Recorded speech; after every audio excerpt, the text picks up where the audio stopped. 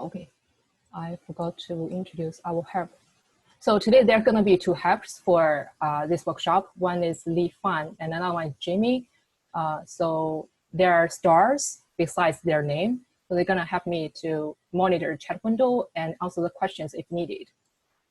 Okay, let's get started. So I just sent the link of the PDF. So it seems you should be able to open it. So today's topic is a house hunting plan. So we're going to use QGIS to find an apartment for a student. So this is our today's topic. So before we dive in our topic, I want to give an introduction about where I come from. So I work for Data Science Center at UCLA Library. So this is where we are physically is. I mean, although we are not there now, but we will finally go back. So if you have questions or if you want to find us, you can go to Young Research Library, and this is where we are. So our center provides consultation service regarding a variety of topics. So if you want help about geospatial analysis or GIS support, or if you have questions about statistics analysis or data coding or data publishing sharing, you can go to our webpage.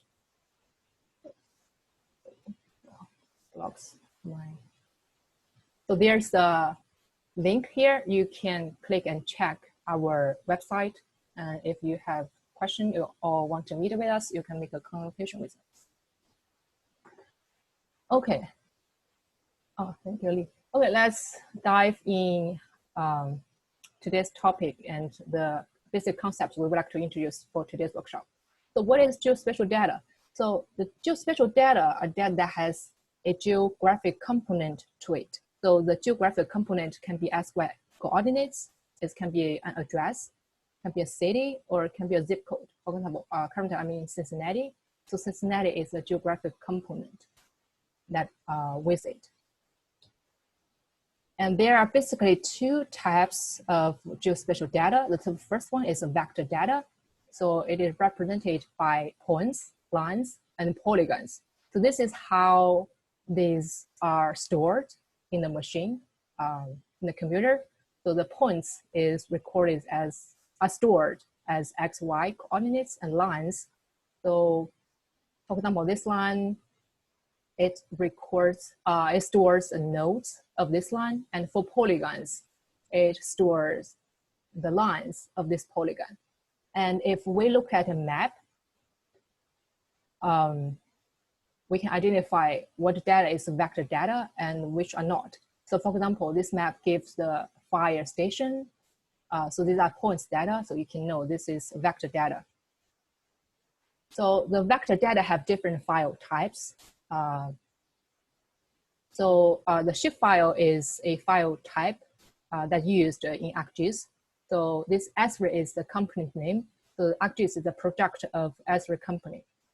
And also the next file type is GeoJSON. Recently it has gained widely popularity if you want to do like, you want to mapping or do geospatial analysis using programming language. And KML is widely used in Google Earth, and GeoPackage are used in QGIS.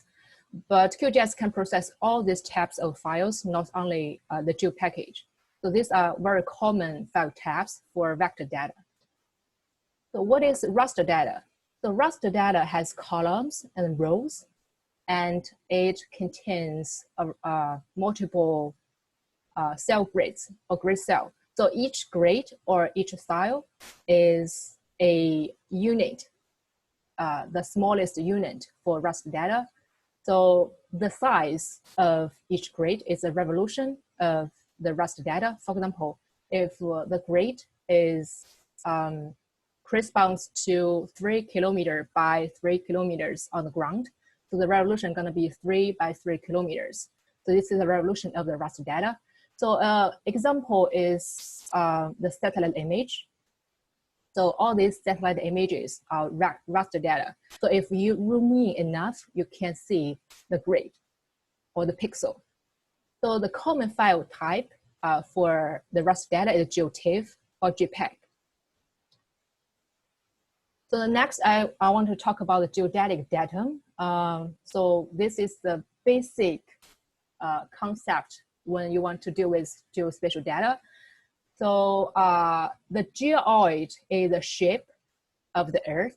So it is the actual shape of the Earth. So you know, you can tell the Earth shape is not a perfect globe or a perfect sphere. So people want to use some like a beautiful reference system to locate the locations on Earth's surface. So there's multiple systems or reference systems to represent the Earth, the surface, the Earth's surface. So for example, the Clark's 1866 is one geodetic datum. And WGS 84 is another geodetic datum. So they are all used to represent or using for locating places on Earth. So the shape they show up here is not the actual shape of the Earth, but they are very useful for people or convenient for people to locate a place on the Earth. So we need to remember WGS 84 is a geodatum, is a geodetic datum, and geoid is the real shape of the Earth. And so GPS is a very popular used device that used to collect XY coordinates, so longitude and latitude, so corresponds to XY coordinates. So GPS is under WGS 84 reference system. So when you have XY coordinates, you need to know the XY coordinates represents locations on the globe. So it's on the curved surface, it's not on the flat piece of paper. So here give an example about the GPS device, and it collects XY coordinates. So X represents longitude and Y represents latitude. So next we want to talk about the projection. Is a very, very important concept when we're dealing with geospatial data, and 90% of errors that happens regarding the wrong projection. So we just talked about geodetic datum. So this is a globe. So it is a sphere. So it's a curved surface. But if we want to make a map, we need to project the globe into a flat piece of paper. So there are multiple ways to project. So we can project into a flat plane. We can also project it to a cone or cylinder. So the tangent line is a neutral line. So the further away from the tangent line, the further distortion. So we need to choose a suitable projection for different places. For example, if for the Arctic, so we probably want to have a flat plane because for here there is zero distortion, but for other areas, maybe this is not a good projection. So we need to find a suitable projection for the study area we would like to analyze. So we just mentioned XY coordinates are the locations on the curved surface. So if we have XY coordinates data, so we need to project into a flat piece of paper before we proceed.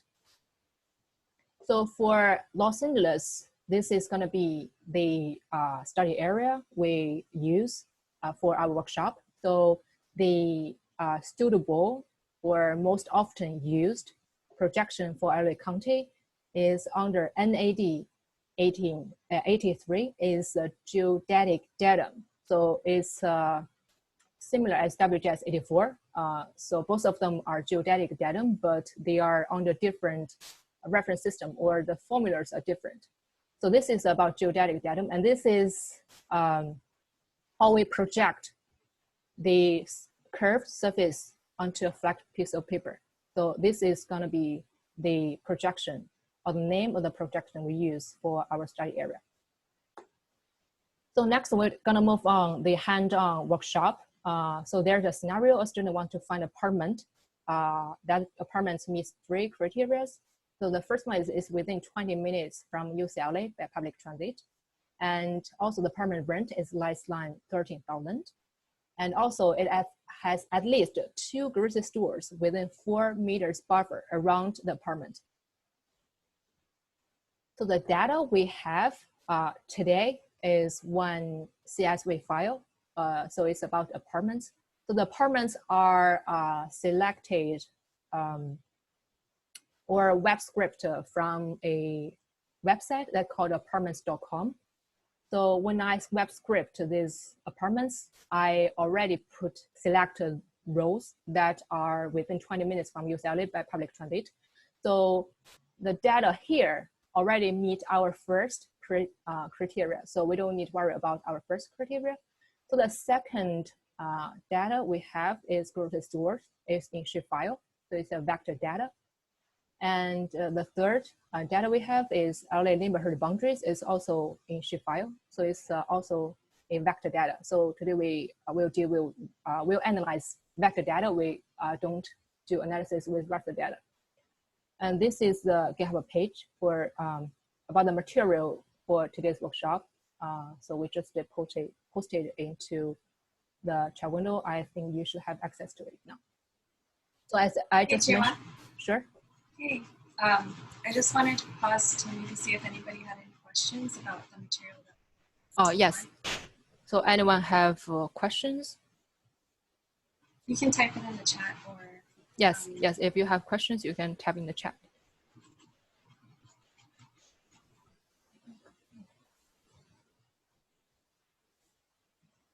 So how can you find out what's the most popular projection for a certain area? So the answer is Google. So because there's numerous projections like already for a certain area. So for example, the best projection for Ohio is different from the projection for California. So it depends on where you are. And there's I think USGS has a list of, or have documentation about which area which projection best suit which area. So you can check online. I'm not sure if that answers your question. That's a good question too, because yeah, of course. You have to find like the right projection for the area. Yeah, I think originally it's going to be decided by mathematicians. Okay. Okay, I will move on. So the first criteria is already met. So we're gonna do some analysis to meet these left 2 criteria. This is a workflow. So when we want to count the number of groceries around an apartment, so the buffer is like the radius of a buffer is 400 meters centered the apartment. So we're gonna meet a 400-meter buffer, and we're gonna count the number of grocery stores within this buffer. And then we're gonna select the apartments that has at least two grocery stores within the 400 meters buffer. So you may ask why it is 400 meters. So according to a previous literature, so the literature did a broad survey, like ask people questions. So how long can you accept to walk if, for example, if you go for grocery or go to public or bus stations? And according to that survey, so most people choose 400 meters. So if it is further than 400 meters, people are not reluctant to walk outside, for example, for a grocery store or to go to a bus station to take a bus. So it's from the literature. But if it is for a specific study, you may need to evaluate what's the best radius for a buffer. But we use 400 meters for our workshop.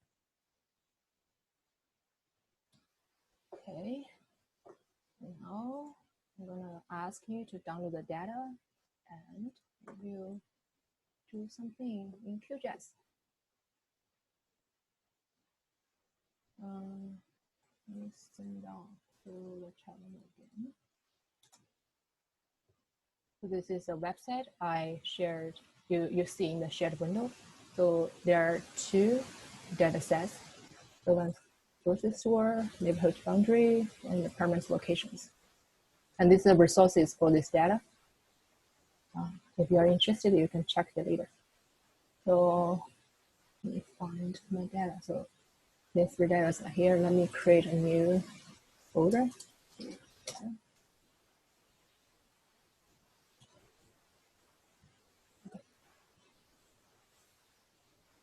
So after downloading, let me unzip it.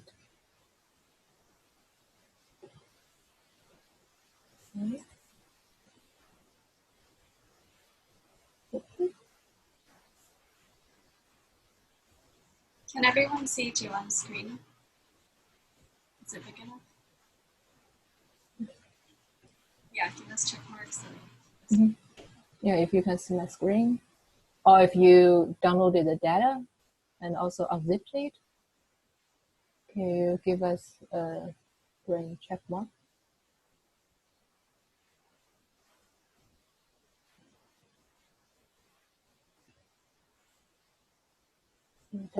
Yeah. Jiwon, we have a question from Maria. Oh, sure. Should they follow you? Yes, I think so. I expect you to follow me, but because our workshop is recorded, so if you can't follow me, you can go back and check the video. But if you can follow me, that's going to be perfect. And if you have any trouble following, Lee or I can help you with the catch-up. Mm-hmm.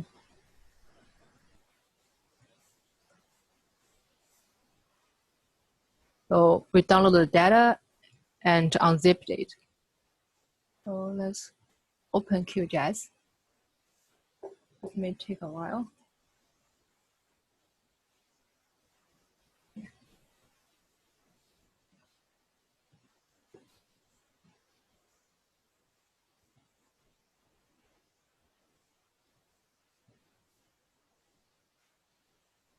So if you open QGIS, can you give me a yes check mark?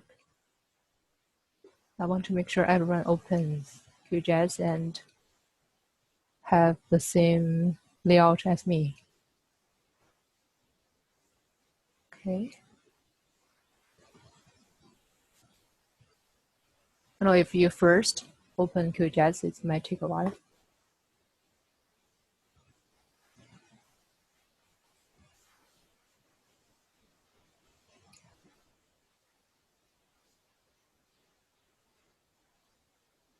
And also, by the way, we're gonna have a break when it is 11. Oh no, when it's 2 o'clock. Sorry. I live in different zones. Sometimes have trouble of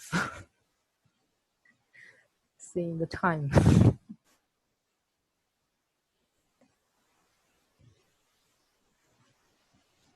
Okay, except there are still many people didn't open QGIS.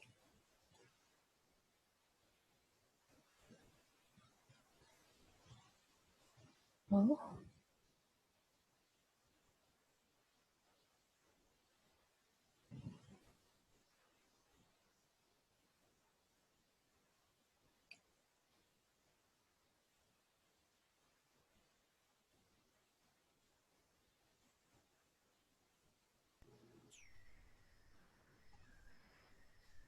They're still. So can we proceed or?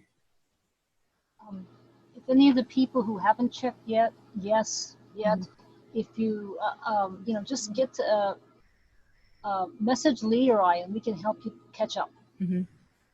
Okay. And you can use the no, like the red no too. Don't be shy. I've done it before. Okay, I see.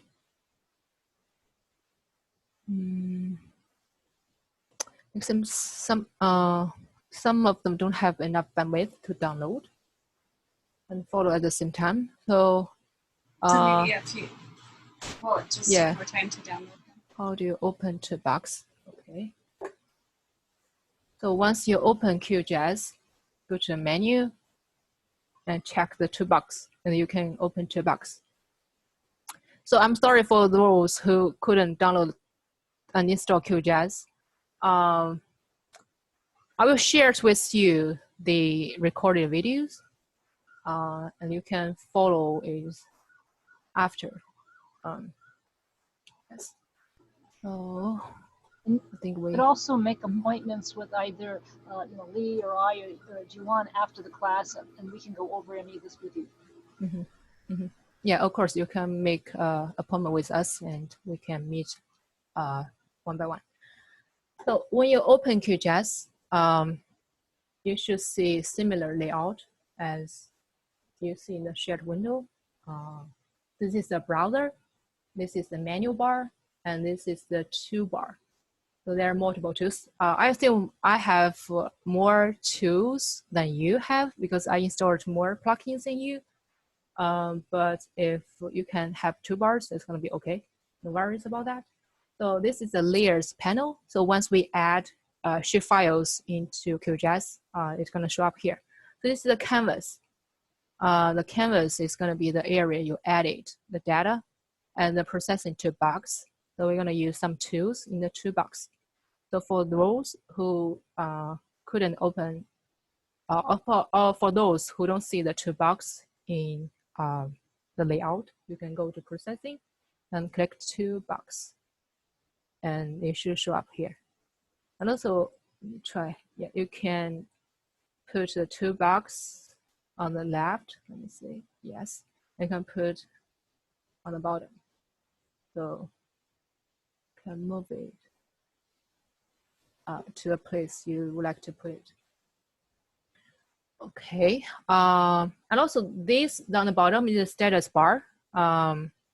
Those give you the coordinates information, and also this is about the projection information. So the projection is the information about how you project the curved surface into a flat piece of paper. So we're gonna talk about it later because I will show you how to project the XY coordinates into California Zone 5.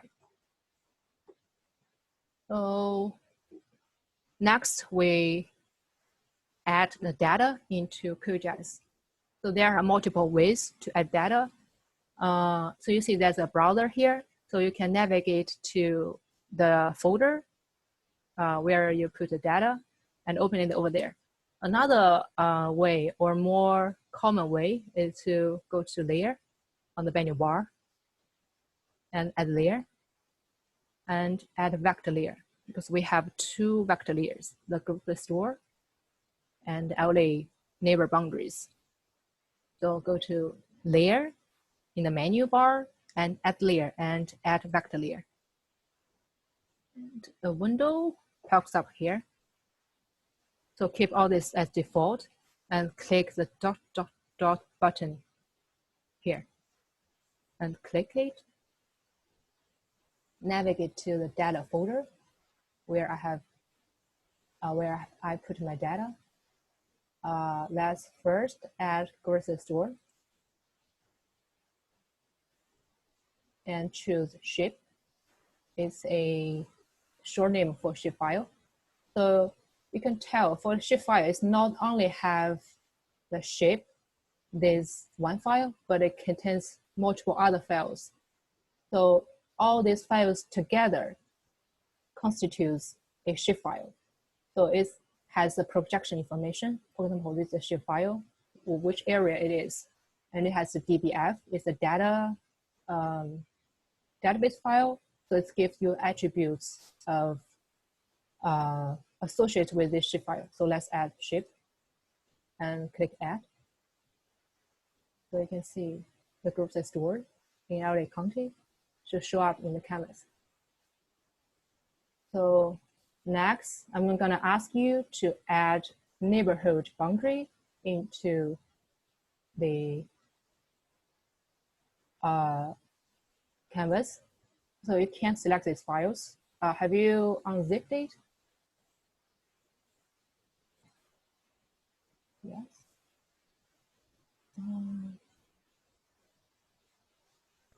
Or is the folder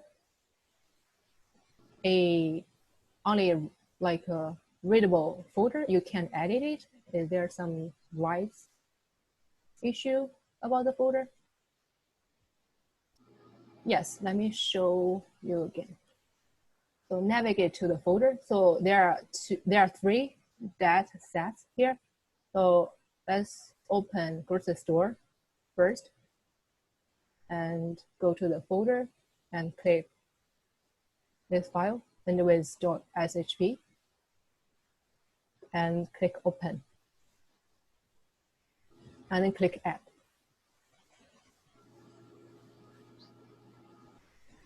So I also want you to select the neighborhood boundary and add it to the canvas.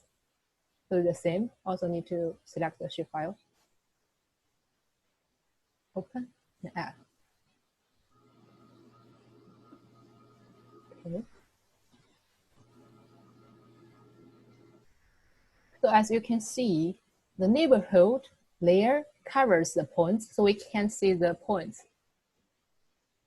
So we can play with the layers in the layers panel. We drag the neighborhood layer to the bottom, and grocery store layer goes to the top, so we can see the grocery store. And also you can drag it back again. You can play with the layers. And also there's a red chalk mark here. So when you uncheck it, so it's gone, you can see it. Once you check it, it comes back again. Okay, so we added 2 shape files. One is grocery store, another one neighborhood boundary. So next we're gonna add the delimited text layer. So this is a CSV file we just downloaded. So we go to layer in the menu bar again, add layer, and select add delimited text layer. And click it to the file name. We click the dot button here and navigate to apartments. So the CSV file. Download it and open it. So once you open it, you can see geometry definition. So we have XY coordinates information, so points coordinates. So it corresponds X coordinate to X field automatically. And also geometry. So this represents the geodetic datum. So WGS 84. Remember, I just mentioned XY coordinates are collected by GPS. No, the GPS collected XY coordinates is opposite. So GPS collected XY coordinates, and GPS has a reference system is WGS 84. So this is correct. And we click add. Let's close this window. So you can see this is where all the apartments is here. Let's move it to the top. So these colors look similar.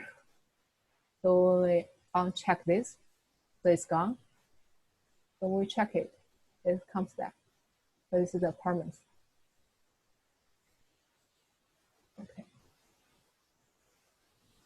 So we added 1 delimited file and 2 shape files. And next, I'm going to talk about how can we add XY tiles, which is base maps. Let me do this. Added it before. Okay. So if you go to browser and scroll down a little bit, and you can see there's option X, Y, Z tiles. So in default, it has OpenStreetMap, but we want to add Google Street Map as our base map. So to add it, right click it, select new connection.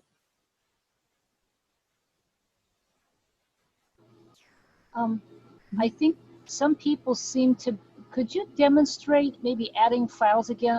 Some of the people are a little confused, say adding the Excel. I think the Okay. Excel is the, yeah, okay, thank you. Sure. So go to menu bar, there's a layer, there's add layer. And choose delimited test layer.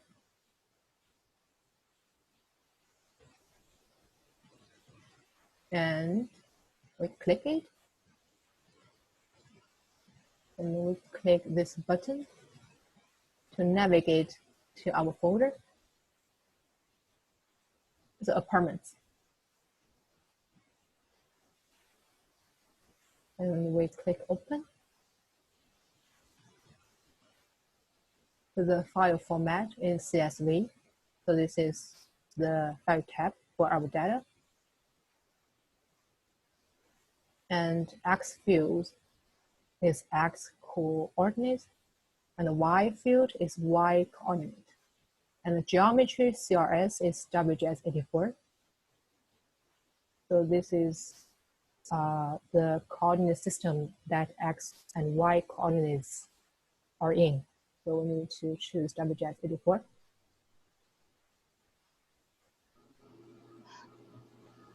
And we can click add. And you should see the apartments show up in the canvas. Could we get a yes if people have this added up to this point, just so we know how you guys are doing? Mm-hmm. Thank you. Yes. Yeah, give us a yes if you have all of the data layers in QGIS.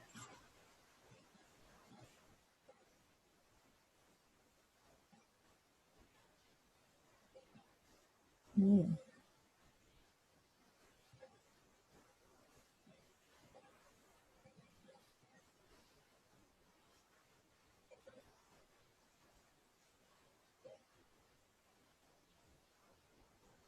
There's a lot of people added these layers. Shall we move on?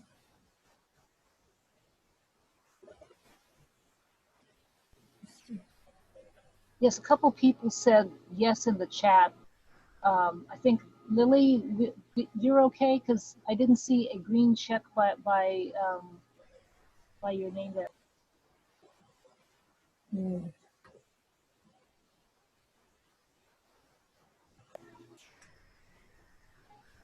Okay, I think I need to move on because we still have a lot of stuff to cover. So the next step is to add this map. So go to browser panel and scroll down a little bit and find XYZ tiles and right click new connection. So we give it a name, let's Google Street. So let me find out the link to add the Google Street map and put it in the chat window. So this is the URL connected to Google Street Map, and we paste it here, and we click OK. So besides Google Street, there are also other options for the BIS maps. So there's another link here provided by QGIS.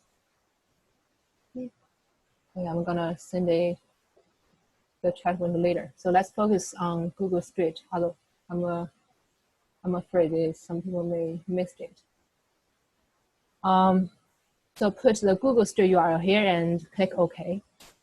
So there's one more option showed up here for under XYZ tile, and just drag it to the canvas.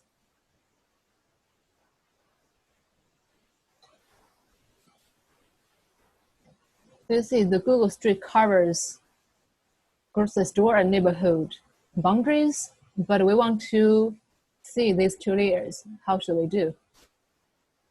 We just drag it to the bottom, and we can see the layers.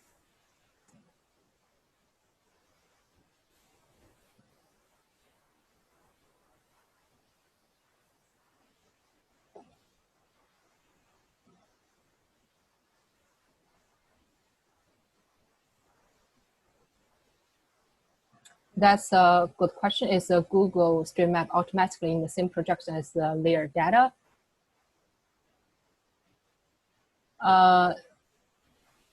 So the answer can be yes or no. So why the answer is yes? So visually, so what you see in the canvas, so the projections are changing on the fly. For example, we know the apartments has XY coordinates, so it's definitely not the projection that on the piece of paper, so it's a projection on the globe, on the sphere. And the neighborhood and the grocery store, so I projected them before. So this is the projection about California Zone 5. So this is the projection we would like to work with. So these three have different projections, but why the apartments show up at the correct location? Because when we add the data into it, so they change the projection on the fly visually. So it doesn't change the data's projection actually. So the actual data projection is not changed, but just changed visually. So this is the canvas data. So if you go to the bottom bar here, the status bar, so you can check, this is the projection that showing on the canvas. As you can click it and check it, see. So this is California Zone 5. So this is the projection of the first added layer. So we first added a grocery store. So the canvas have the same projection as the first added layer. But for apartments and for Google Street Maps, so they are not under the California Zone 5 projection, but on canvas they show you visually. So how did you find this map? Can you just look on Google Maps and send in that URL? Let me give you this. So the short answer is, I found it from QGIS documentation. So it gives you multiple options of the bitmap and also listed a variety of URLs in this web page. I just copy the Google Streets URL and paste it there. So can I use OpenStreetMap? I don't see Google Maps. Of course, you can use OpenStreetMap. That doesn't matter. So the reason I want to show you how to add, the reason I want you to add Google Streets Maps is I want to show you how can you add different bitmaps. If you want to add another bitmap, you know how to do it. So that's totally fine. Don't worry about that. So after adding the Google Street Map, we're gonna add a plugin that we're gonna use today. So go to plugins in the menu bar and select manage and install plugins. Let's see. Okay, here.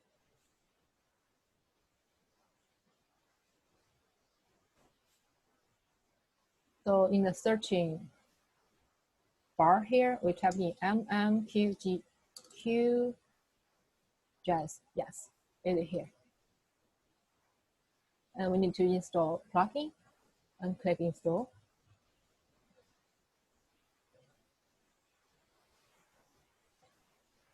So once we install it, we need to check it.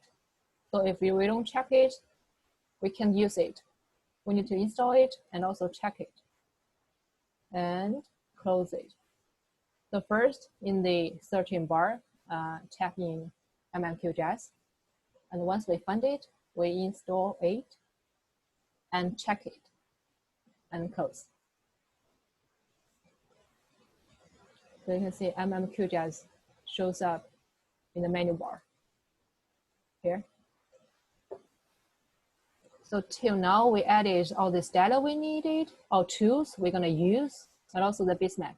So have you ever with me? So if you followed me, can you give me a green yes mark in the participant window? Hey, Jiwon.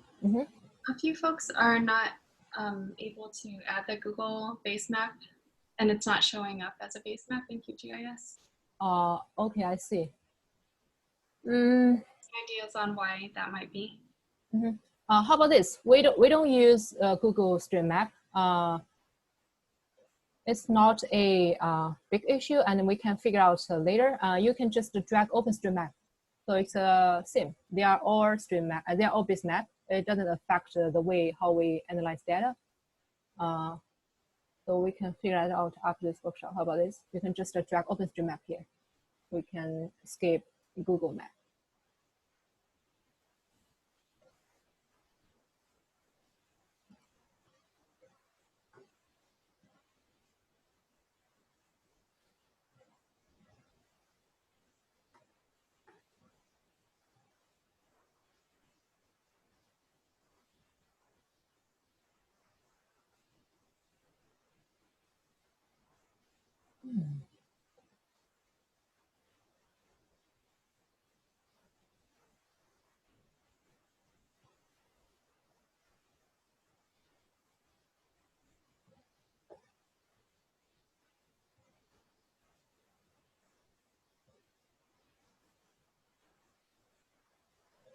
So I feel still many of you haven't reached the, haven't added all these work that we did. Okay, 2 more.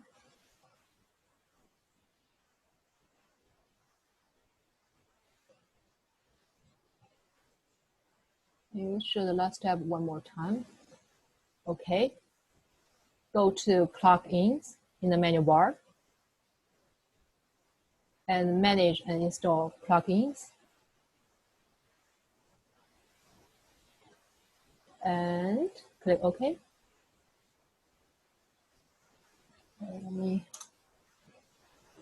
So in the pops up window, in the searching bar, type in QGIS. So once it shows up, so there's an install plugin here, and install it. So after installing, check it. And close. And QGIS plugin should show up in the menu bar.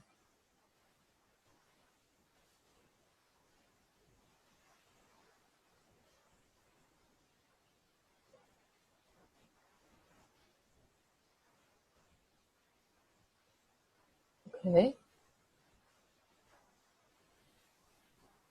So let me close this. So I'm gonna move on. So if you have questions or problems, you can ask Lee or Jamie for help. So let's gonna explore the properties of the different layers. So when I select the apartments, this layer, so I right click. Let me check properties. I can open the properties of the apartments layer. So when I open it, right click the apartments layer and select the properties. So let's see the information first. So in the information tab, you can check the projection information of this layer. So it's WGS 84. So you know it is the geodetic datum. So it's on a curved surface. So before proceeding, we need to project it. And the source. And you can also see it is WGS 84.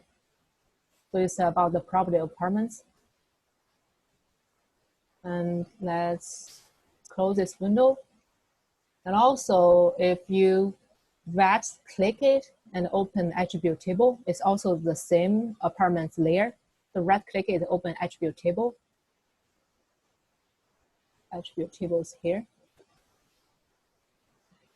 So this gives you the attributes information that associates with apartments layer of each points. So we can see there are total 43 apartments that are within 20 minutes from UCLA by public transit. And if I select one and click the pen map to the selected rows, click it. So you can see on the background, it changed a little bit. So it rooms into the selected point. So if I select one row and click pen the map to the selected rows, so it moves to another point. So this is zoom to layer. So zoom to the selected layer, selected rows to the middle of the canvas. And also I can select multiple of them. So the selected rows are highlighted. You can see the points are highlighted in the canvas. And I can also invert the selection. So if I click this, so it's gonna select the rest of the other rows. So if I want to unselect or deselect all of them, click this. Deselect all features from the layer, and it's all gone. So there's no selected points showing up in the canvas.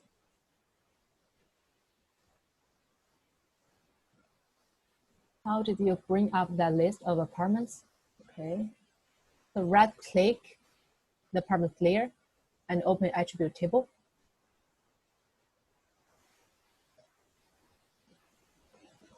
And open it.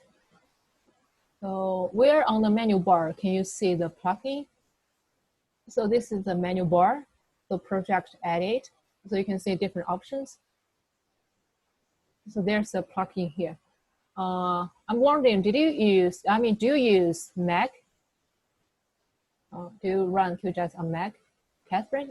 If you run a Mac, the plugins, the menu bar may be on very top of the screen. So the menu bar may be above the unprojected QGIS, maybe above this one. Okay, awesome. So as we just mentioned before, the apartment is under a curved surface. So it's not a projection or on a flat piece of paper. So we need to project it into a flat piece of paper. And the projection we would like to use is NAD 83, California Zone 5. So we're gonna project apartments into California Zone 5. So to find the projection tool, we'll go to processing toolbox. So if you can't see the processing toolbox, please go to the menu bar, processing, and check toolbox here. And the processing toolbox should show up here. And in the searching bar, let's tap in project.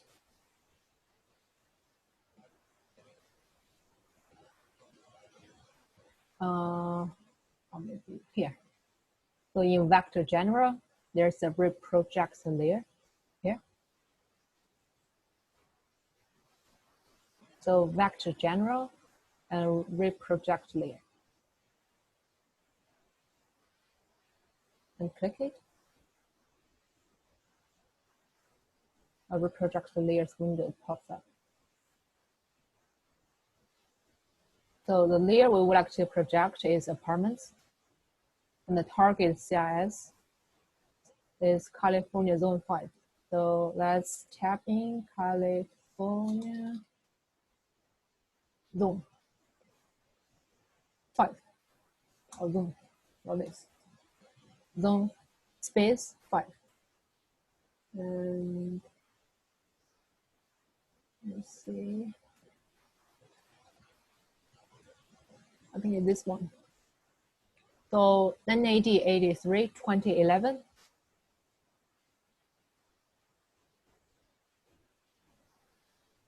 So I think the difference between NAD 83 and this one, maybe it's updated in 2011.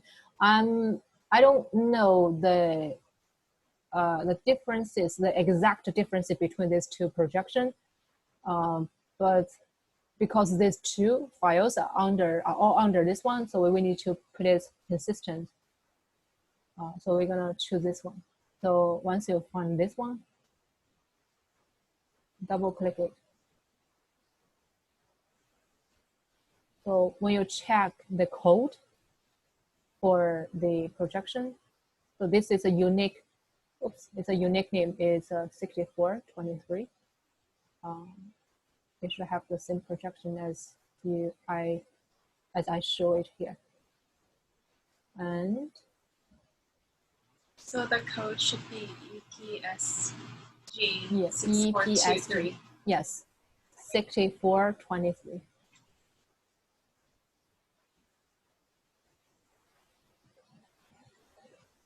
No, we don't need to worry about the others.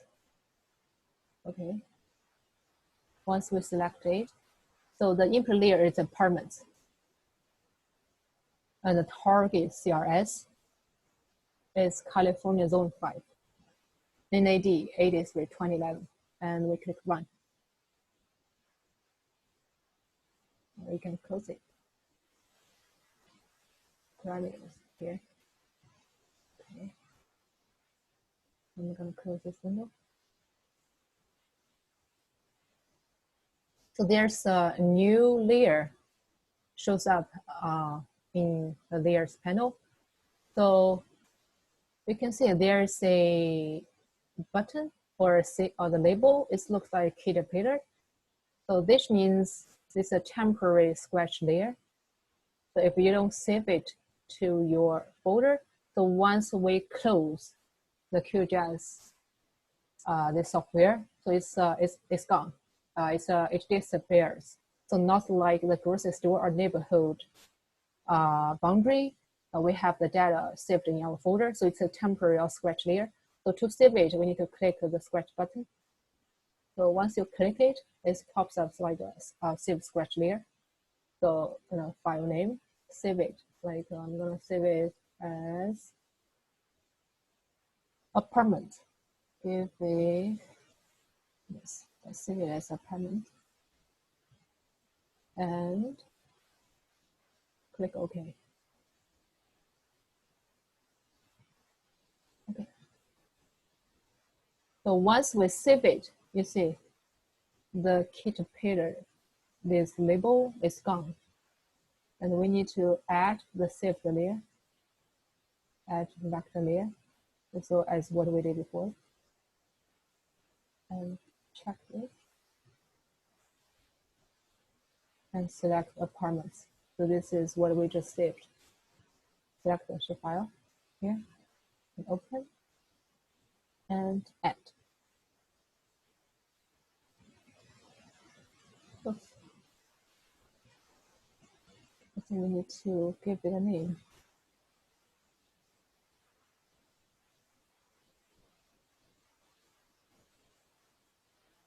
Is everybody with me now?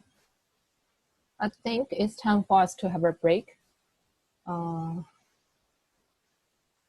we're gonna come back around 2:13. So if you have any questions during the break, you can ask us.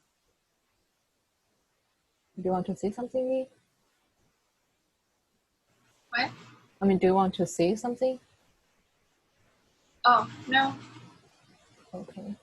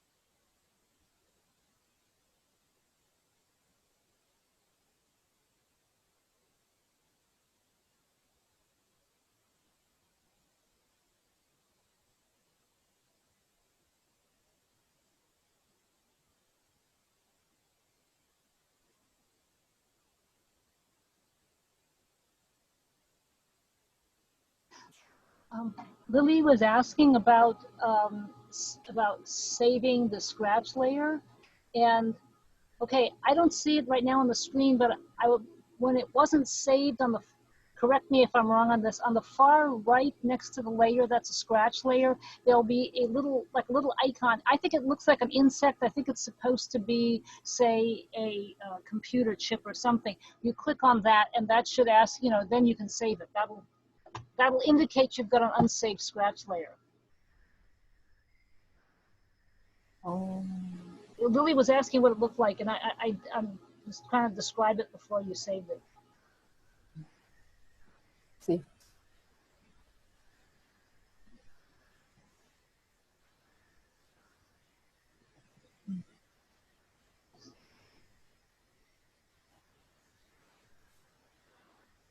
Okay, she found it.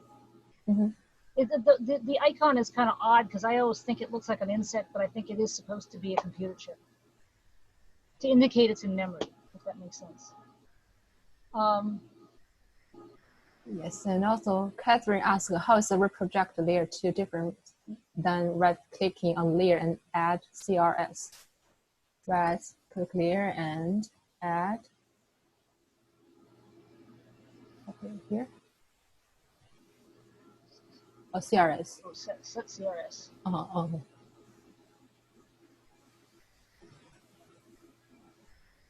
So this is difference between projecting the actual data and visualizing the data on the fly. So it's the same as the visualization on the canvas. And the difference project the actual data. So when you set CRS, it just changes it visually, but it didn't change the actual data. So once you close the QGIS project and open it again, it still is original projection. It doesn't change it. The reprojecting makes a completely different version, if that makes sense. Yes. You change the data itself, but if you set CRS, so it doesn't change itself, it just changes visually.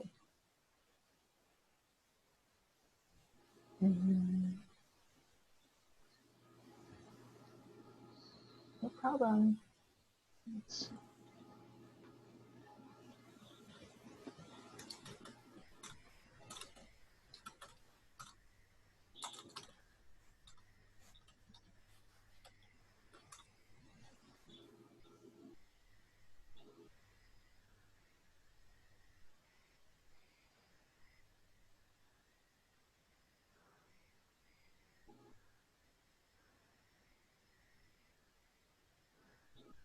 Oh, hi, this is Maria. Finally, I am using two computers, so I am able to follow you guys because before it was one machine, so.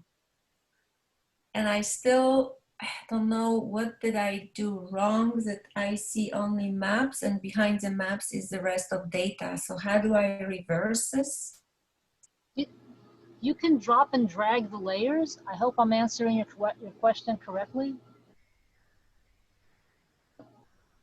See. Okay.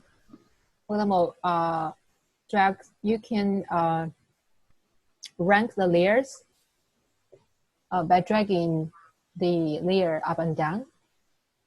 So, for example, the base map is OpenStreetMap. If I want to move it to the bottom, so it gonna covers all these layers, so we can see the points, we can see the neighborhood boundaries. But if we drag it to the bottom, so we can see other data. Okay, now it's working. Thank you. No problem.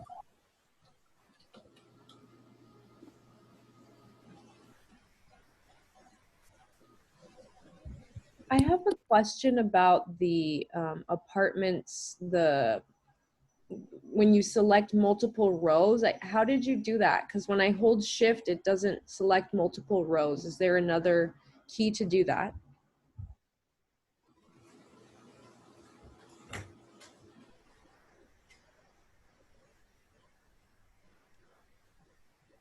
Oh, I didn't realize G1 wasn't there. Is it Lily?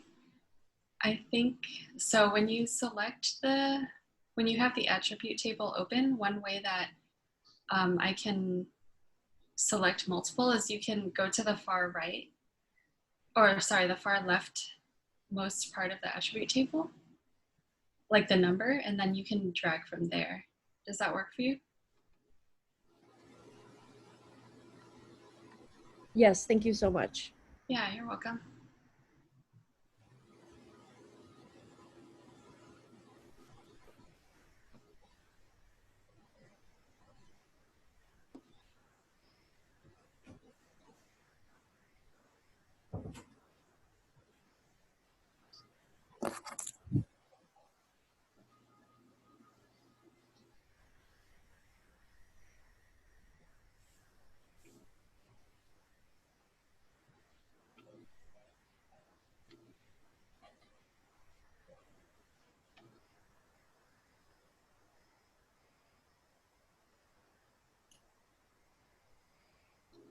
So hi, this is Maria one more time.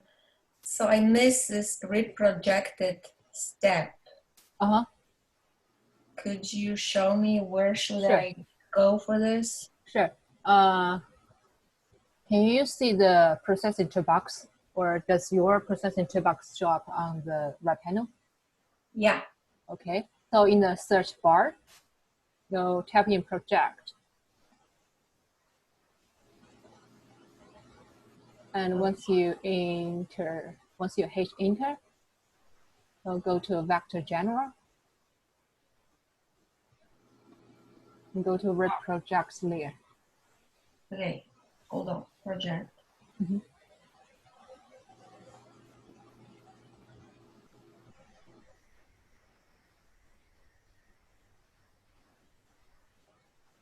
And click it. And I don't have this reproject layers. I don't see it. Project. go to vector general. There's no reproject layer. Vector general. Vector general is, oh, here it is. Okay, sorry. Yes. And reproject the layer. Then you need to select the apartment. Apartment.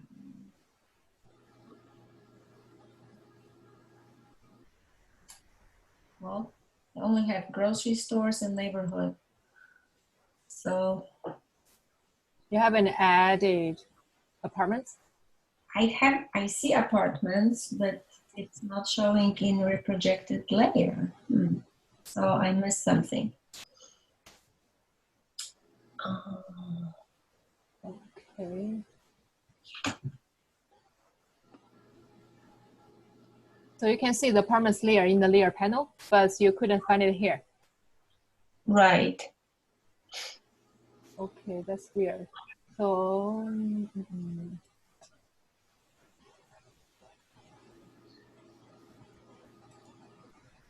so did you add the apartments layer through layers at delimited area, or you just add the CSV file to the layer panel? So let me ask another way. So can you see the apartments dots? Yeah, but I don't know. My looks to me that it's when I go to property, it says it doesn't look like yours. It looks different. Oh, I did something wrong. Okay, maybe you need to add the apartments one more time. So you can right click it and remove layer. So remove the apartments layer and add layer, add delimited layer as what I showed before, and add the layer again. And after that, you can go to processing toolbox and reproject the layer. Sounds good? Okay, great, thank you. No problem. Okay, let's move on from our last step. So we projected the apartments layer. So let's check if we change the property, if we change the projection. after reproject the layer. So we right-click properties and check it. So you should see the CRS should be California Zone 5, or if we go to information, it should be California Zone 5. So if not, which means you didn't do it correctly, you need to reproject it again.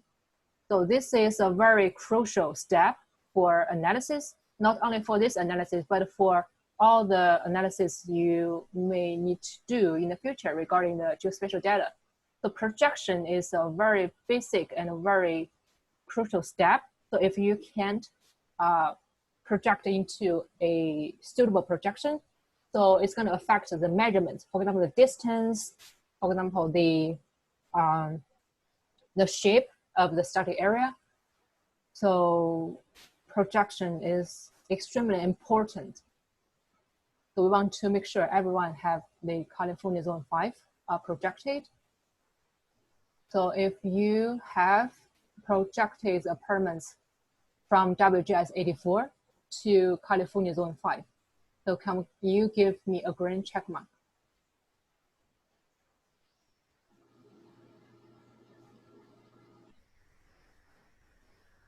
Awesome.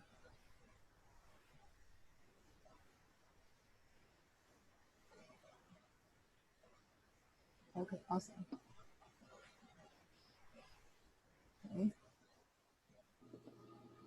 So also the same apartments layer, let's right click it and rename the layer.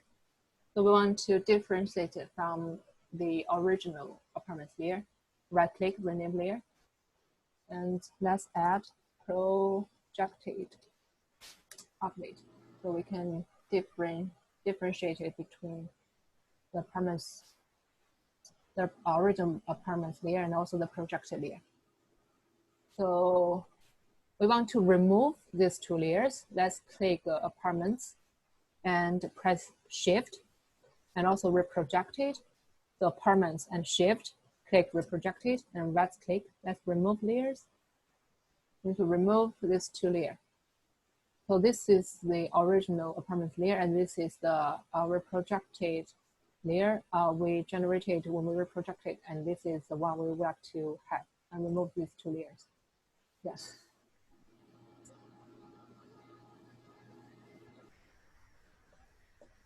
Now we have three layers that under the same projection. And next step, we're gonna do the next analysis as what I talked about in the PowerPoint, in the presentation before. So we're gonna make a buffer, and the radius of buffer is 400 meters. And we're gonna count the number of grocery stores within each buffer. And then we select the apartments that the rent is less than 1,300.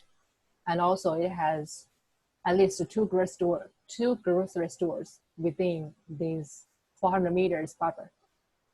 So to make a buffer, we're gonna use QGIS. This is a plugin we added. So go to QGIS, QGIS, and create buffers. QGIS, create, and create buffers.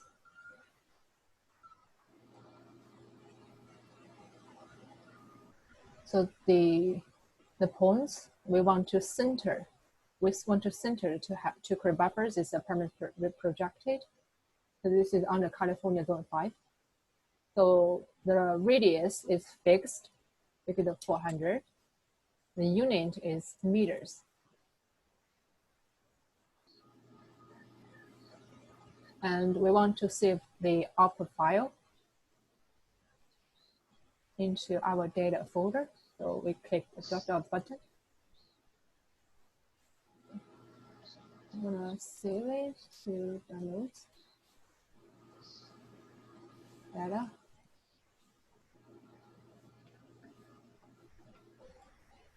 Okay, grocery. Oh, this is a buffer. Let's give them the name buffer. And save. So we get a name. We select the apartments and give it radius 400 and close. Oh, I'm sorry. We need to apply. Yes. So we save it and apply. Yeah, we look at the see buffers. You see them? So move it under the permits. So you can see the buffers. You can zoom in to see. So for each buffer, it has apartment at its center. And the radius of this buffer is 400 meters. Okay. So after creating the buffer, so the next step is to count the number of grocery stores within that buffer. So how do we do this? So let's go to vector. So it's in the menu bar, choose vector. And choose analysis tools. And the first one, count points in polygon.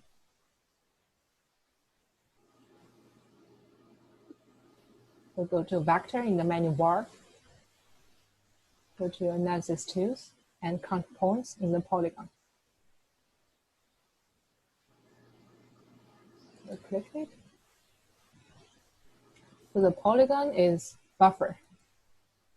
And the points we would like to count is grocery store. So we want to know how many grocery stores are within each buffer. And we're going to leave others as default. And we want to save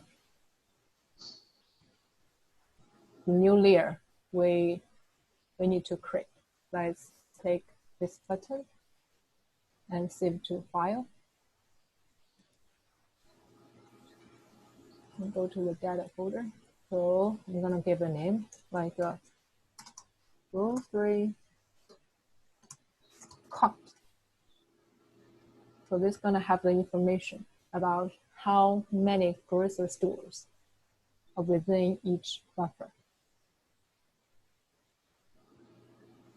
The polygons is buffer, and the points we would like to count is grocery store. And the count field name is num points. So this is a new field that's gonna give us. And we want to save it as a file, as a shape file. And we're gonna direct it to the folder where we put our data and save. Okay, let's run it.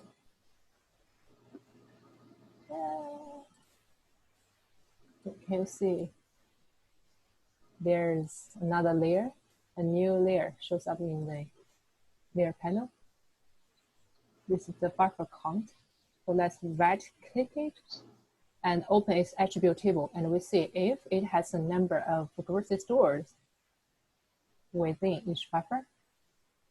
And check if we have it, that information. So grocery store, right click, open attribute table. This is the attribute table. See, yeah, we have the number points within each buffer. So when you click the header, so it's a short ascendingly, and when we click again, it's short descendingly. So you can see for this location, it has 4 grocery stores within 400 meters buffer. And if we want to check where is it, you can select on the map to select the rows. So it's over here. So it's covered by other buffers, so it's overlapped. Attribute table.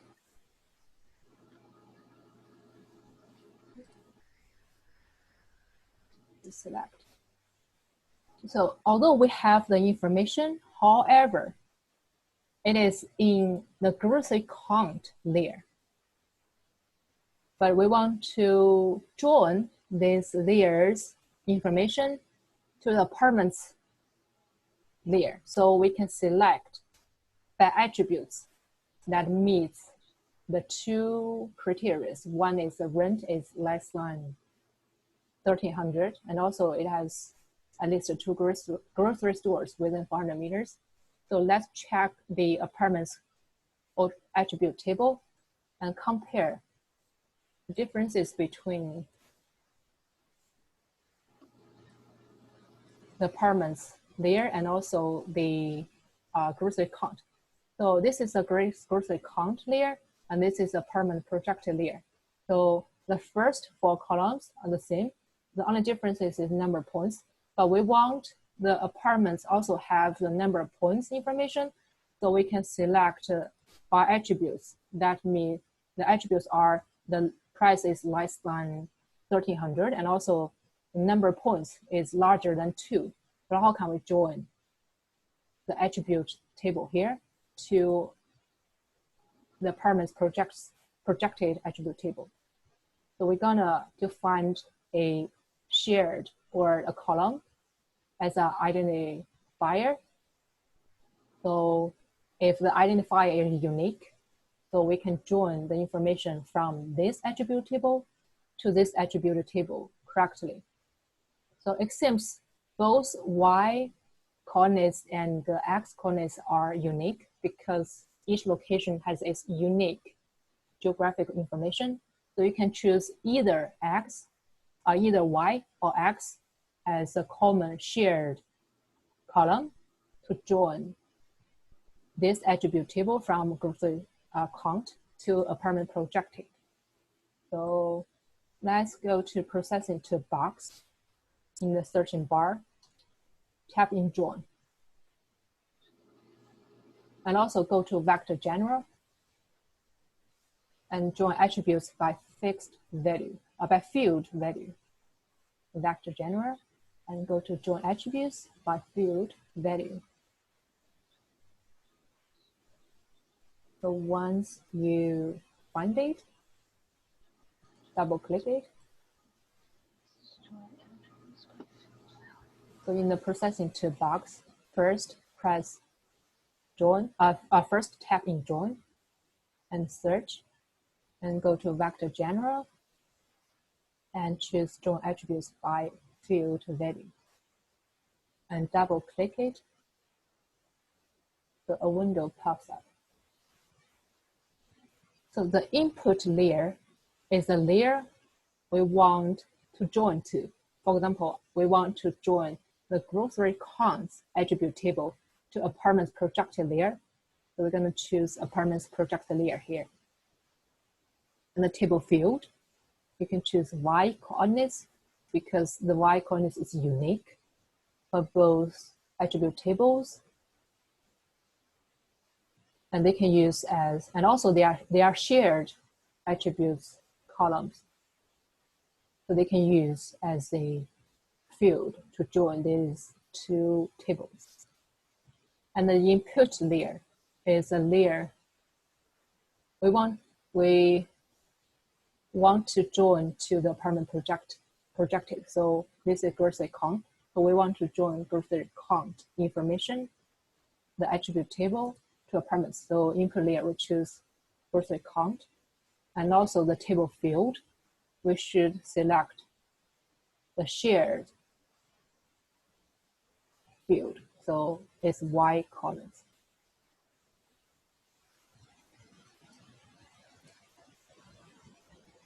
And leave other as defaults. So we want to match is 1 to 1. So because each one is unique, we want to join this 1 by 1. And also we want to save it as click the ... button and save to file. So apartments and grocery join. Give a name as apartments grocery join.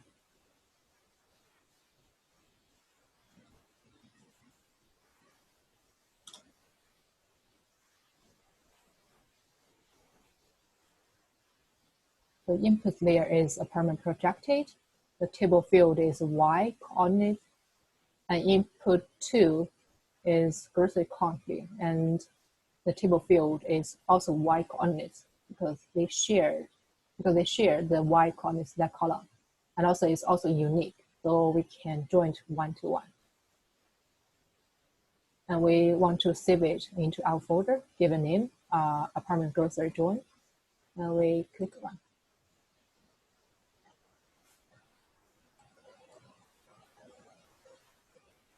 And close it.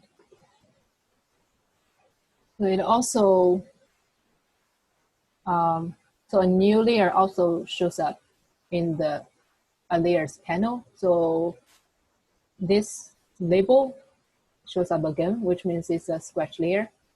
But we just saved the layer into our folder, so we can edit from the folder where we just saved. So this is where this is the data we saved. We just saved, so we don't need to deal with the joint layer here. And we can add a saved layer in our folder, in the data folder. So join, open, and add.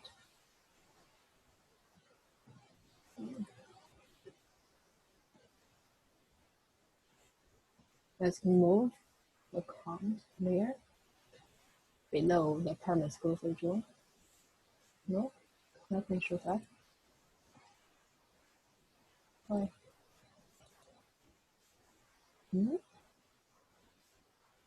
Okay, it is here. But why? Interesting.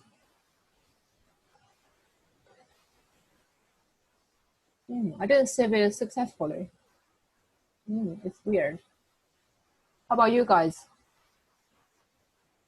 So after they join the layers, have you got the join layer here? Yeah, I got 2 layers just like you did. And then did you save one of them, Jiwon? Yes, I saved this as a permanent grocery join, but it seems I didn't save it successfully. I don't know why it looks like this. It's kind of weird. I don't know the reason why the saved layer didn't show up, but the joint layer has the points here.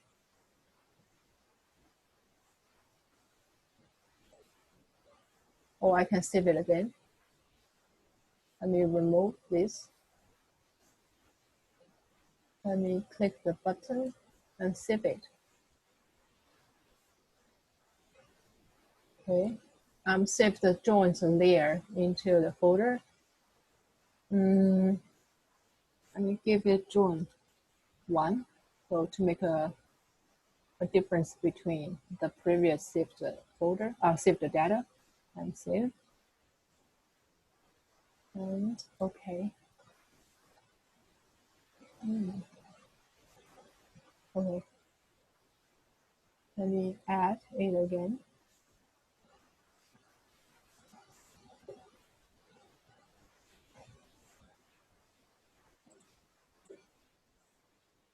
Yeah, this comes back. It seems the first time I didn't save it successfully, but this time I did. Okay, I can remove this one. So I have nothing in it. Yes. Okay. And also I don't use the joint layer because I already saved it into a new layer. So I'm gonna remove this too. Okay. So it should look like this. So is everyone with me now? So if you joined the grocery count attribute table to the apartments group projected attribute table and saved successfully as a new layer, can you give me a green check mark?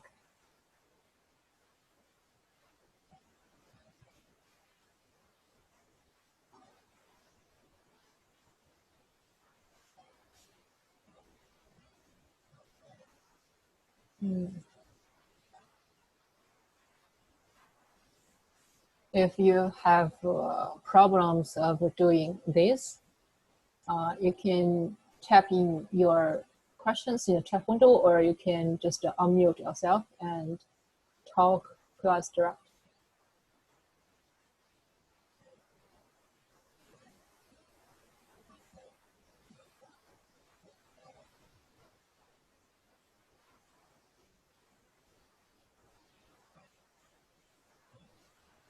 Yvonne, can you show us the attribute table for your? Yes, of course. So this is a new saved layer. I joined a grocery count attribute, a grocery count attribute table to apartments. The apartments reprojected table. Let's open attribute table and check if we joined them successfully.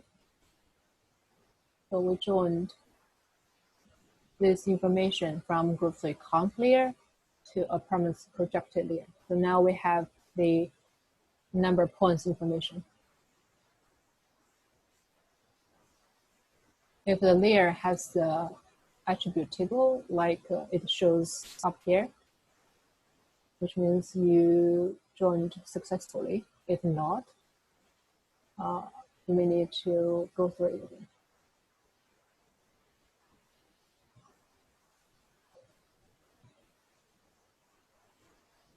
So currently there are only 3 people joined these 2 tables successfully. How about other people? What's their problems?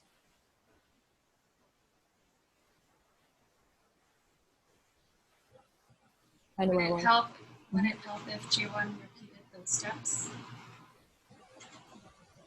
Here in the check marks.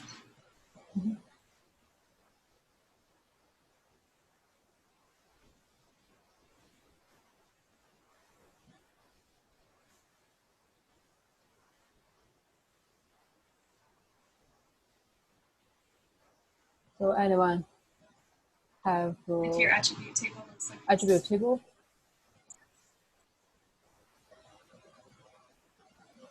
Well, what did you say, Lee? I didn't hear clearly. Oh, sorry. I was suggesting if your attribute table looks like G1's screen right here, then yes.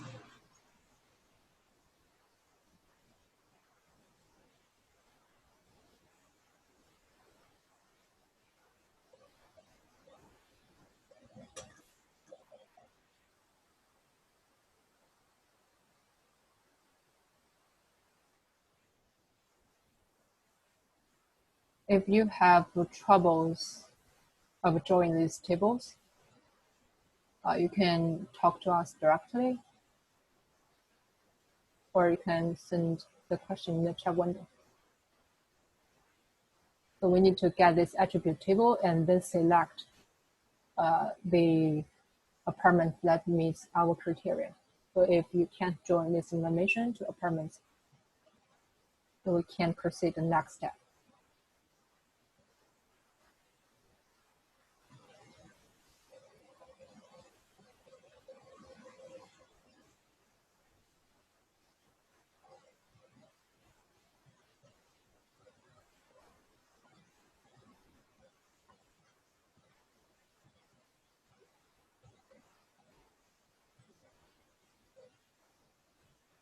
Are we good to go?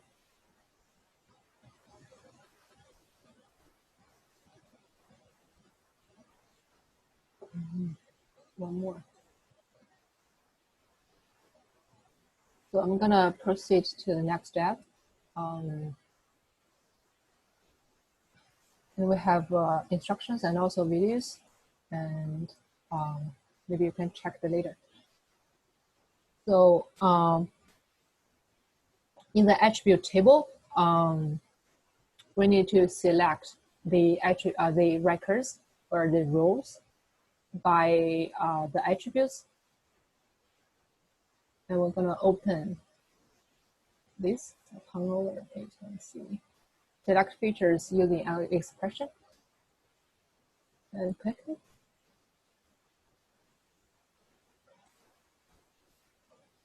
So click this and the window pops up here. And let's click fields and values, expand the fields and values, and also operators. So the criteria are, we want the price, so double click price here in the fields and values, price. We want the price less than, double click the operators here, less than, no large than 1300. So we first go to fields and values and double click price and select operators here. It's no larger than 1300. You type in 1300 in the expression window and enter space and select end. Also in the operators and double click end. The num points. So this num points means the number of grocery stores that within 400 meters buffers centered at each apartment. And we also want number points that is not smaller than 2.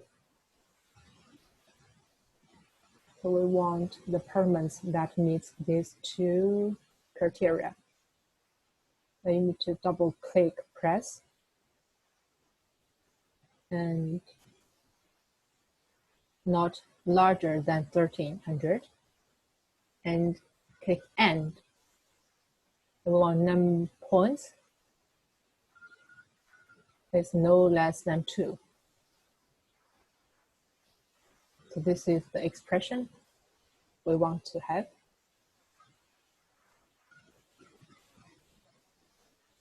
And once you finish this one, let's click the select features on the right bottom.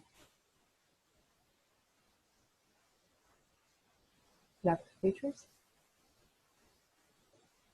Let's check the attribute table. You see 2 rows are selected, which means 2 apartments that meets our criteria. And on the bottom left, click it, like show selected features. If we select this one, this only shows the selected 2 rows. And also we can switch back to all features. So we switch back. So the next step is we want to export the selected feature. Let's see, where is it? So one is here, another one is here. So it's highlighted because I selected. Maybe it's a little harder to see it because it has a similar color as the other points. But this is selected apartments. So one here, another one is here. So we want to export the selected features as a new layer. So we select this attribute table. So we select this. And we want to export the selected feature, selected rows as a new layer. So right click and export and save as selected features as.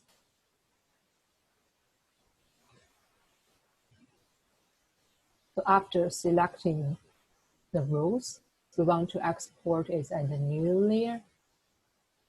Then we go back to the layers panel and right click the apartments grocery, the joint layer, and export and save selected features as. And we click it. And we save it in the data folder. So give a name, apartment selected, and save it. Save it and click OK. So let's see, the two selected rows are saved as a new layer. So let's go back to the attribute table again. And we also want to export the not selected features because we want to give it a different symbology when we make a map. So that's why we save it as two layers. One is a selected layer, another one is not selected layer. And we're gonna invert the selection and click invert selection. So it's gonna select the rest of these unselected apartments. So let's go to this apartment grocery layer again. So this is each attribute table. So we invert the selection. So currently, these are rows that are not meet the criteria. So we're gonna export this as a new layer too. So this is the apartment grocery join layer. And we go to this layer and export and save selected features as, and we select it. So we give a name, apartment not selected, and save,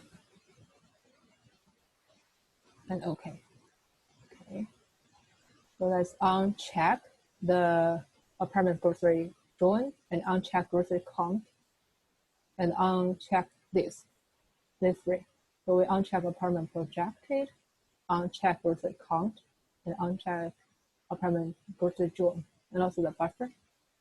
So you can see these are two selected apartments that meet our criteria, and these are rows that are not meet our criteria.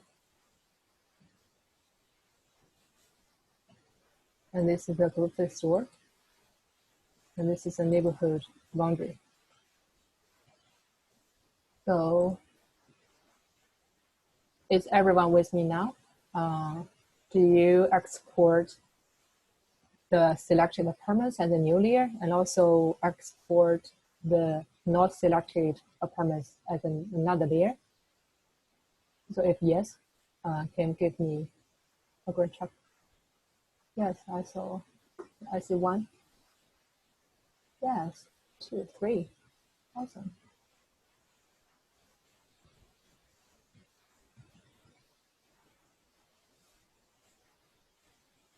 Yeah. Till now, we finished all our analysis, and we're gonna change the symbology, make it as beautiful as possible. And we're gonna export a map and show other people what we have done.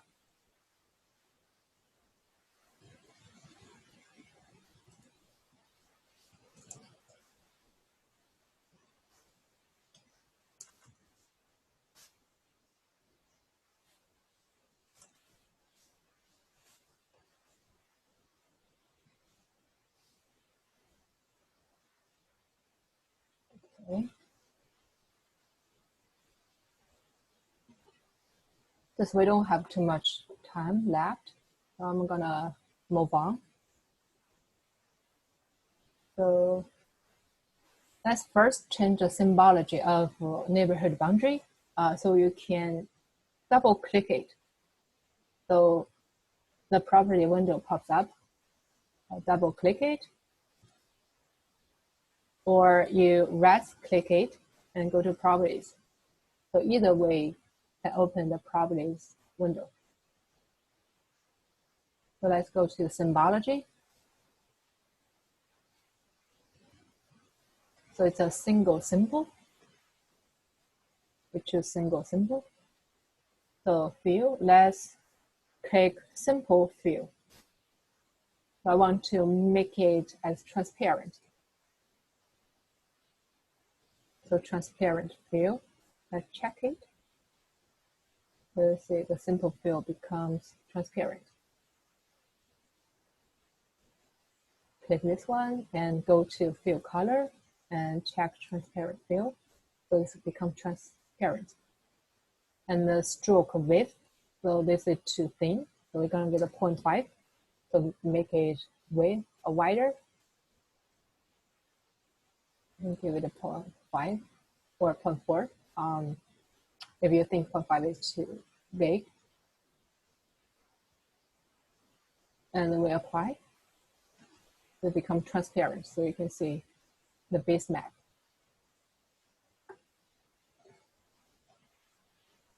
So next, I want to change the grocery store.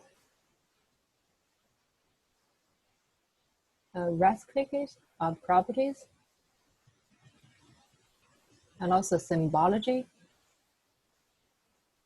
It's also symbol. So I want to select a orange dot. I mean, you can select whatever you like. It doesn't affect that too much. And click simple marker.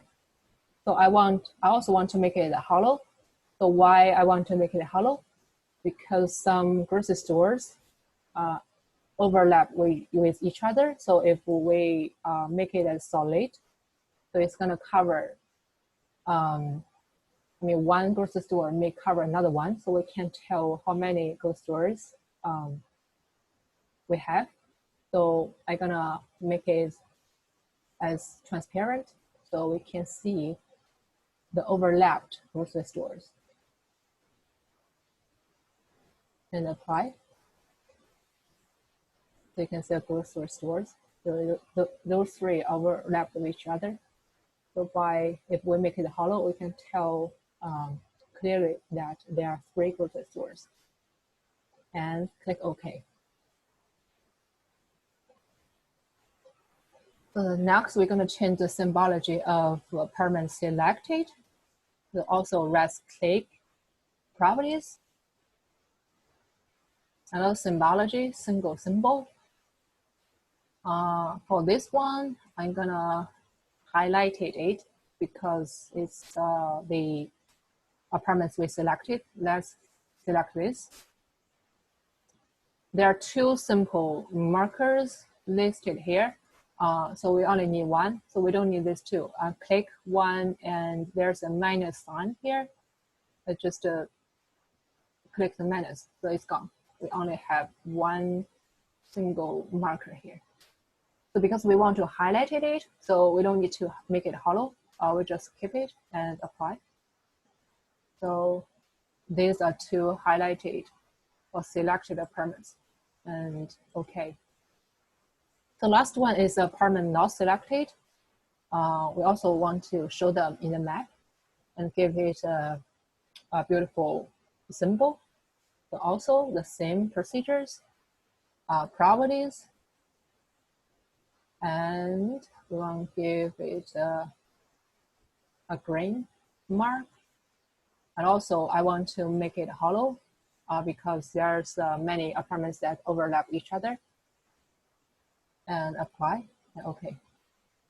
So you can see these are the apartments that are not selected, and the red one is those that are selected. Okay, now we change all the symbologies of the different layers, and we're gonna make a map. Okay, to make a map, let's go to menu bar and project, select the project here, and new print layout. New print layout.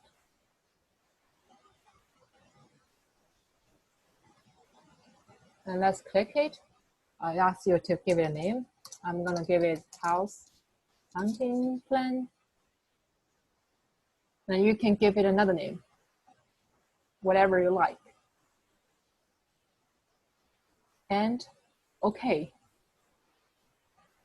Wow, it pops up a new window. So it's a layout window. So for those who didn't follow me, I'm gonna do it again. So go to the menu bar, project, new print layout. Go to menu bar, project, new print layout, and give it a name, and click OK.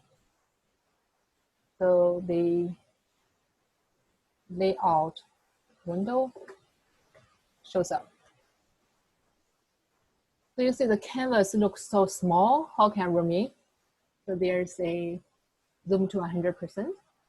There's a button on the left top in the toolbars. Click it. So it's zoomed to 100% view.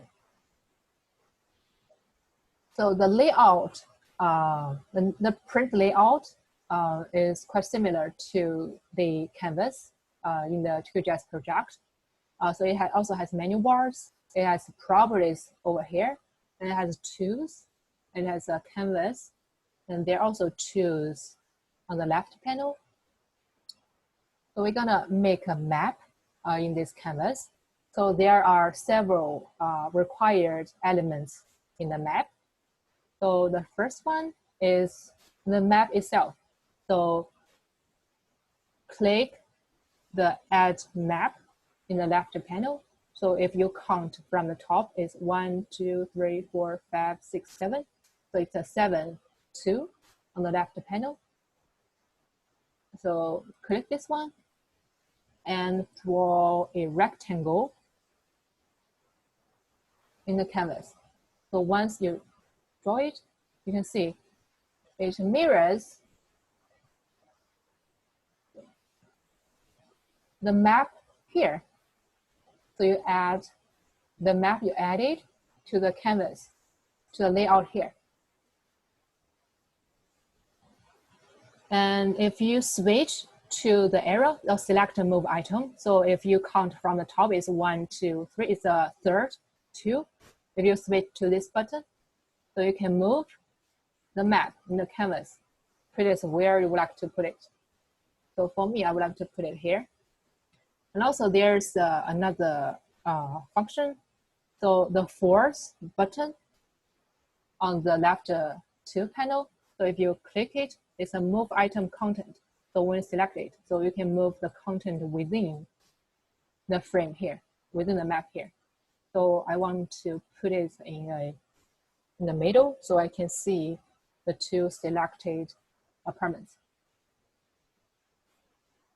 So there are also some other required elements for a map. So a map itself, a legend, a north arrow, a title, and a legend. So we're gonna add title, add north arrow, add skill, and add legend. So there's a add label on the left panel. So click the add label. So red, I'll draw another rectangle.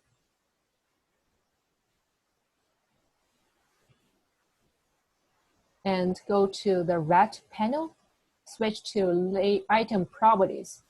So here you can change the title for this map. So I changed the title, give it a name, house hunting plan.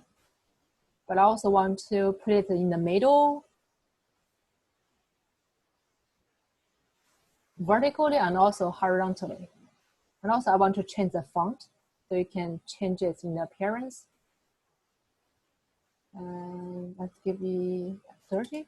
Yes, good enough. So you can change the properties of the title here.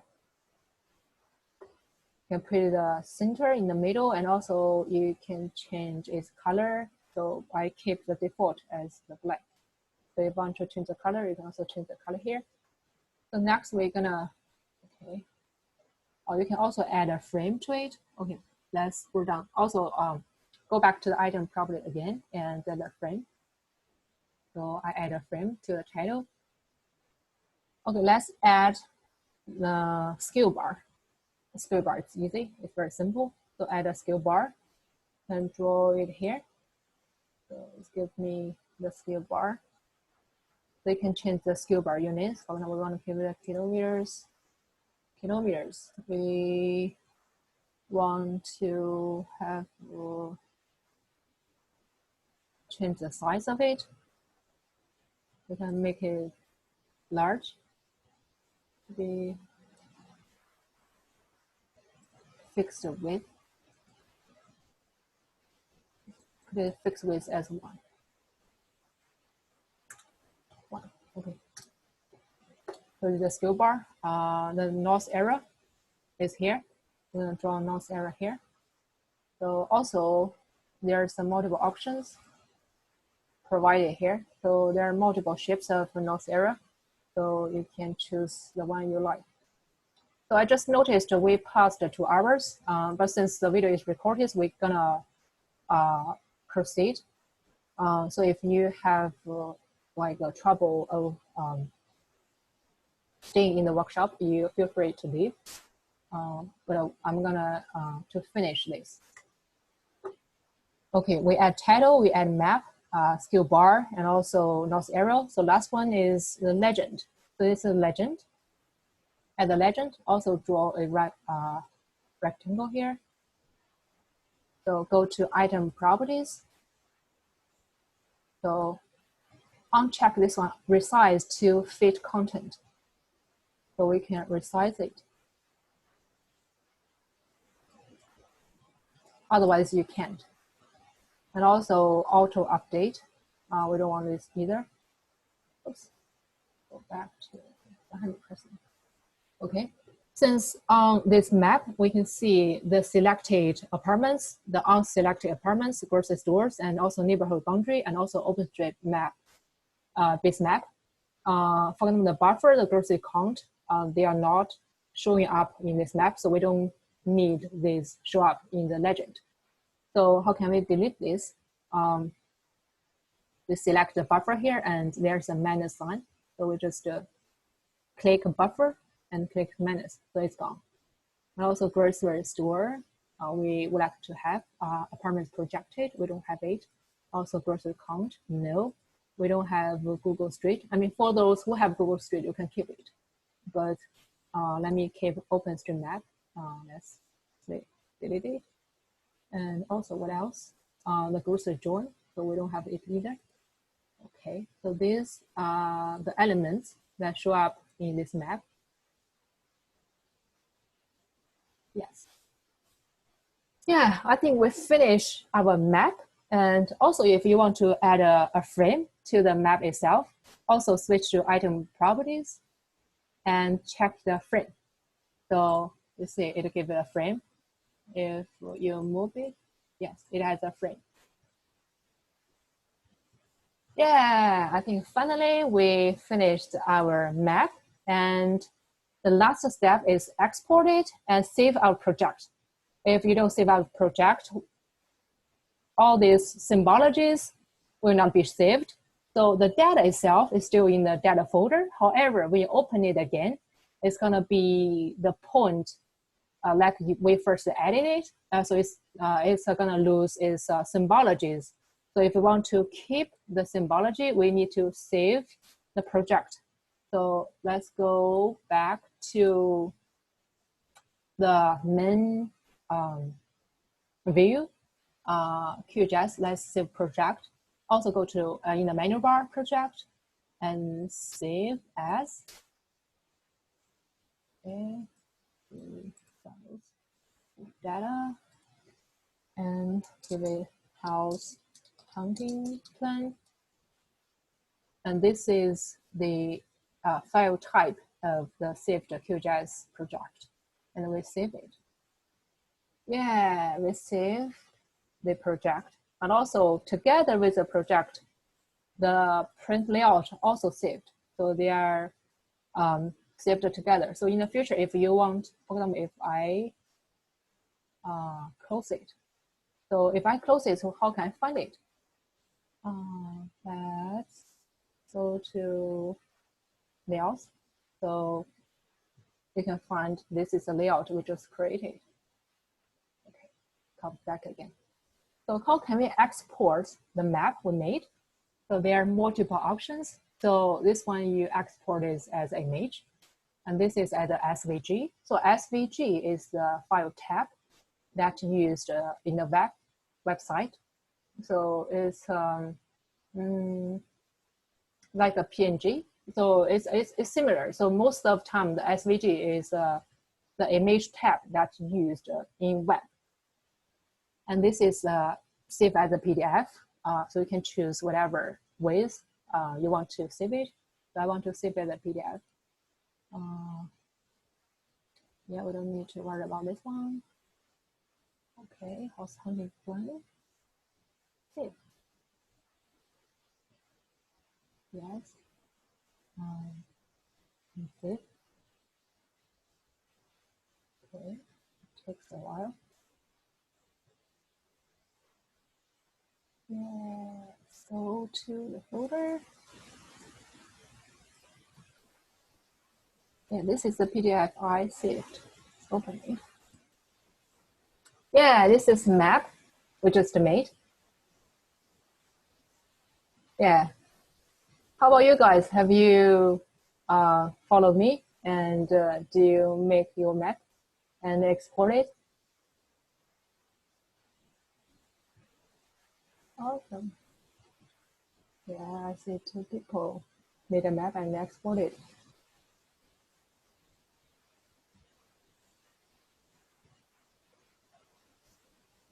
Yeah, I think till now we have finished all these steps and covers all the information I would like to cover for this workshop. So any questions so far?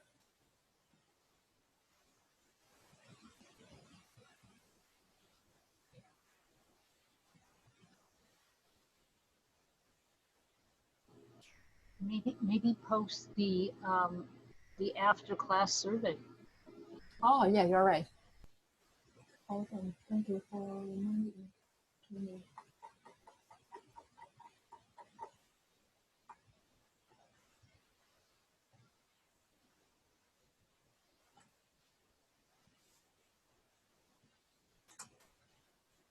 Yes, we have the post-course survey.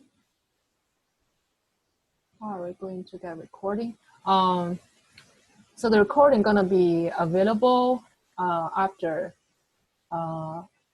2 hours when the workshop finished.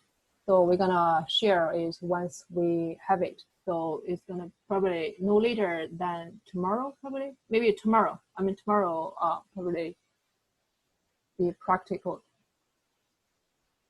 We're gonna send the emails to you guys and share with you guys. And I just posted the link for the post-course survey. So if you can fill it out and we can gather some information and help us to improve next time.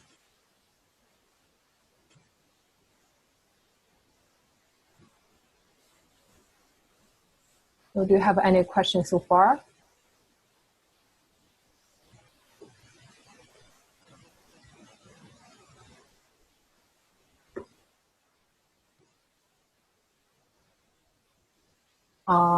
I know we run out of time, and so if there's no questions now, I'm gonna stop recording.